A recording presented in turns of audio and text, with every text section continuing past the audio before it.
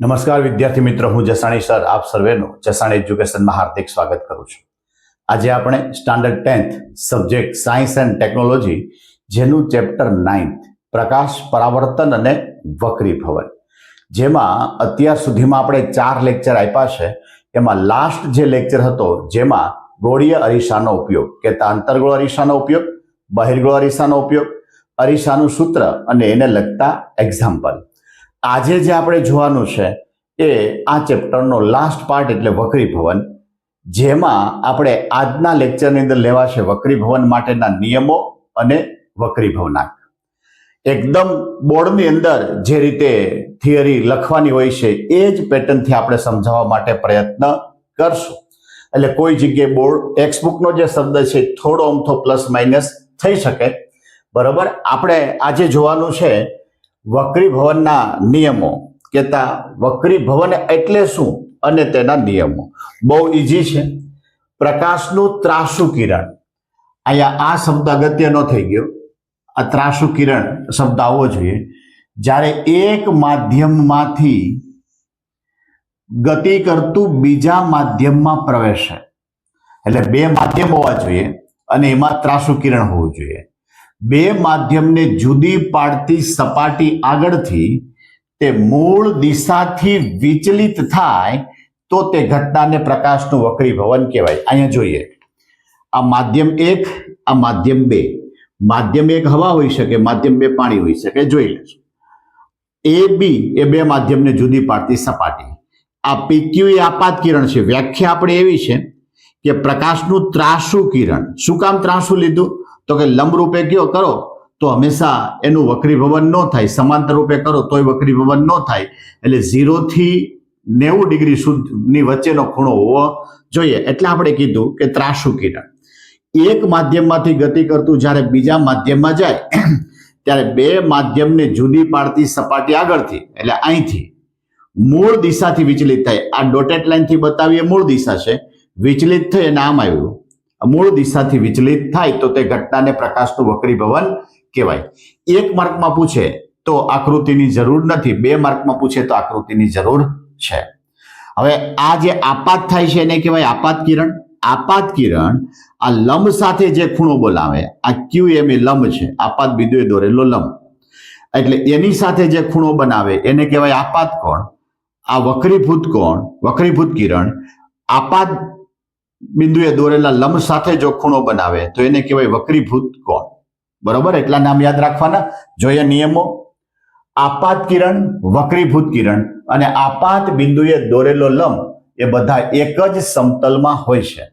હવે પરાવર્તન જેવું જ થયું, પણ પરાવર્તનમાં સમતલ એટલે આપણે માધ્યમ શબ્દ લખ્યો હતો, અહીંયા નહીં લખાય. શું કામ? કે આપાત કિરણ પહેલા માધ્યમમાં છે, વક્રીભૂત કિરણ બીજા માધ્યમમાં છે. બરોબર, એટલે માધ્યમ જુદું થાય પણ સમતલ એકનું એક જ હશે, એક જ સમતલમાં છે.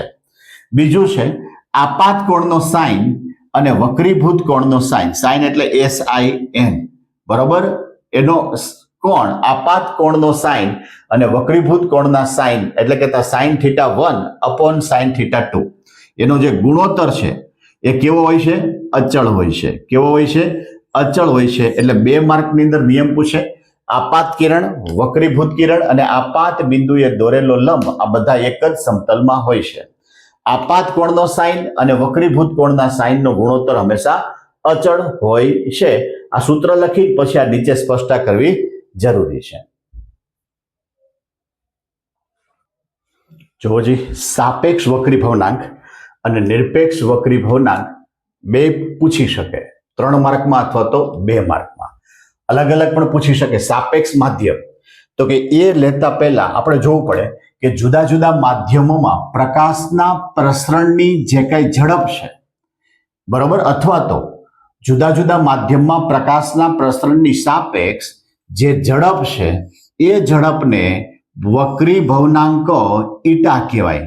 આને શું વચાય? ઈટા. સિમ્બોલ આમ થશે, આ ઈટા. જુદા જુદા માધ્યમમાં પ્રકાશ જુદી જુદી ઝડપે પ્રસરણ પામે છે.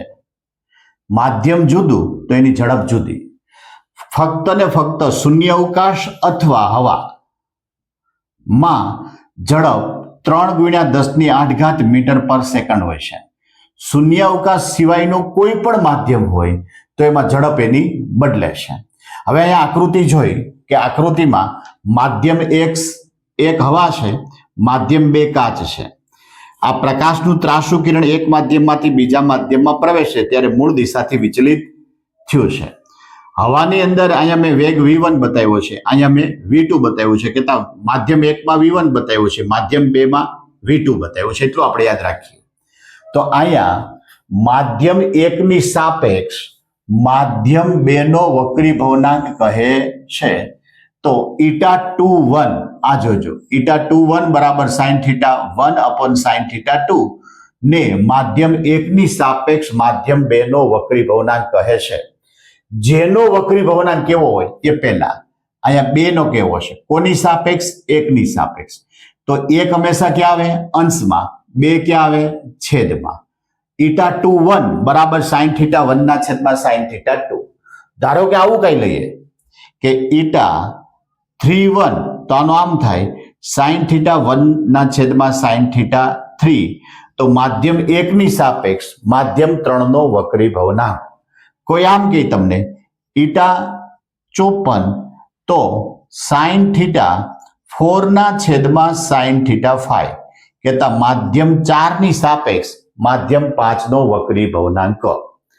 આવું જ બીજું સૂત્ર બને કે η21 બરાબર v1 ના છેદમાં v2 અથવા η21 બરાબર η2 ના છેદમાં η1. આ બે આપણને ક્યાંક એક્ઝામ્પલમાં કામ લાગશે. બરોબર. એટલે વક્રી ભવનાંક એટલે જુદા જુદા માધ્યમમાં પ્રકાશના પ્રસરણની સાપેક્ષ જે ઝડપ છે, એક પ્રકારનો રેશિયો થયો છે, એને વક્રી ભવનાંક કહેવાય છે. જુદા જુદા માધ્યમમાં પ્રકાશની ઝડપ કેવી હોય છે? જુદી જુદી. હવાની અંદર એની ઝડપ 3 × 10⁸. અહીંયા આકૃતિ બતાવી કે આકૃતિમાં માધ્યમ 1 ની સાપેક્ષ માધ્યમ 2 નો વક્રી ભવનાંક η21 બરાબર sin θ1 upon sin θ2 ને માધ્યમ 1 ની સાપેક્ષ માધ્યમ 2 નો વક્રી ભવનાંક માટે η21 બરાબર v1 ના છેદમાં v2, η21 બરાબર η2 ના છેદમાં η1. હવે જુદો ટોપિક, નિરપેક્ષ વક્રી ભવનાંક. એકદમ સિમ્પલ છે કે જે કાંઈ વક્રી ભવનાંક હતું એ વક્રી ભવનાંકમાં સાપેક્ષ માધ્યમ હંમેશા અંશમાં આવતું હતું. જો હવા અથવા શૂન્યાવકાશ, એનો મતલબ એ થયો કે એ ત્રાસુ કિરણ જ્યાં છે એ માધ્યમ એ કેવું હોય? હવા કે શૂન્યાવકાશ. અહીંયા મેં આકૃતિ બતાવી. આ હવામાંથી આ માધ્યમમાં આવે તો આનો વક્રી ભવનાંક ન બોલાય. શું બોલાય? નિરપેક્ષ વક્રી ભવનાંક બોલાય. એટલે શૂન્યાવકાશ હોય, વક્રી ભવનાંકમાં સાપેક્ષ માધ્યમ જો હવા અથવા તો શૂન્યાવકાશ હોય તો તે વક્રી ભવનાંકને નિરપેક્ષ વક્રી ભવનાંક કહેવાય. અહીંયા જુઓ જી, આ દાખલા તરીકે હવા છે અને આ માધ્યમ છે. તો અહીંયા આ માધ્યમનો વેગ v1 કહી દઉં, આનો વેગ c કહી દઉં, તો સૂત્ર બને η1 બરાબર c upon v1, જ્યાં c એટલે શૂન્યાવકાશ કહેતા હવામાં ઝડપ અને v1 એટલે માધ્યમમાં ઝડપ. જોજી, સ્નેલનું વ્યાપક સ્વરૂપ. આ જે ટોપિક છે એ તમારી નવી ટેક્સ્ટબુકમાં નથી, પણ આ વ્યાપક સ્વરૂપ વગર ક્યારેય કાચના લંબઘન વડે વક્રી ભવન એ જે સાબિત કરવું એ શક્ય નથી. અને પરીક્ષામાં પણ આપણને ઉપયોગી થાય, એક્ઝામ્પલમાં ઉપયોગી થાય, શોર્ટ ક્વેશ્ચનમાં ઉપયોગી થાય. એટલા માટે જોઈએ કે માધ્યમ 1 નો જે વક્રી ભવન નિરપેક્ષ વક્રી ભવનાંક હતો એ કેટલો લીધો? η1 બરાબર c upon v1. માધ્યમ 2 નો જે નિરપેક્ષ વક્રી ભવનાંક છે એ η2 બરાબર c upon v2. સાપેક્ષ માધ્યમ હવા અથવા તો શૂન્યાવકાશ આવવો જોઈએ, માટે અંશની અંદર મેં c કહેતા પ્રકાશનો વેગ. માધ્યમ 2 અને 1 નો ગુણોત્તર લેતા માધ્યમ 2 ના છેદમાં માધ્યમ 1 એટલે η2 ના છેદમાં η1. હવે η2 એટલે c upon v2 છેદમાં η1 એટલે c upon v1, પણ એને અંશમાં લઈ આવું, ગુણાકારમાં લઈ આવું તો v1 ના છેદમાં c, માટે આ બે ઉડી ગયા. માટે આપણને જવાબ મળ્યો v1 upon v2. હવે ખરેખર તો v1 upon v2 એટલે આપણે લેતા હતા η21 માધ્યમ 1 ની સાપેક્ષ માધ્યમ 2 નો વક્રી ભવનાંક. માટે અહીંયા η2 ના છેદમાં η1 બરાબર η21 આવું મળ્યું. હવે η21 એટલે આપણો નિયમ બીજો કે sin θ1 ના છેદમાં sin θ2, આવું આપણે બીજા નિયમમાં લખ્યું. માટે આપણને સમીકરણ મળ્યું η2 ના છેદમાં η1 બરાબર sin θ1 ના છેદમાં sin θ2. હવે આનો ચોકડી ગુણાકાર કહીએ, આ બેનો ગુણાકાર થાય. 𝜃1 sin 𝜃1 આ બેનો ગુણાકાર થાય 𝜃2 sin 𝜃2 જેનું માધ્યમ એ તો ખૂણો જેનું માધ્યમ એમાં જે ખૂણો હોય તે એટલે 𝜃1 sin 𝜃1 બરાબર 𝜃2 sin 𝜃2 જેને સ્નેલનું વ્યાપક સ્વરૂપ કહેવામાં આવે છે. હવે આને જે ઘણીવાર આવું પણ લખાય 𝜃1 tan 𝜃1 બરાબર 𝜃2 tan 𝜃2 અથવા આવું પણ લખી શકાય 𝜃1 𝜃1 𝜃2 𝜃2 આવું લખી શકાય. શું કામ કે એકદમ સૂક્ષ્મ ખૂણો હોય તો સાઇનની જગ્યાએ તમે tan લખો કે થીટા લખો કોઈ ફરક પડે નહીં. એટલે જો તમારું પેપર હાર્ડ તરફ જાય તો આવા ઇક્વેશન મૂકવાની શક્યતા રહે અને એના પરથી આપણે એક્ઝામ્પલ કે કોઈ પણ મેટર સોલ્વ કરવાની થતી હોય છે. જોજી આ લેક્ચરની અંદર આપણે વક્રીભવન એટલે શું, વક્રીભવનના નિયમો.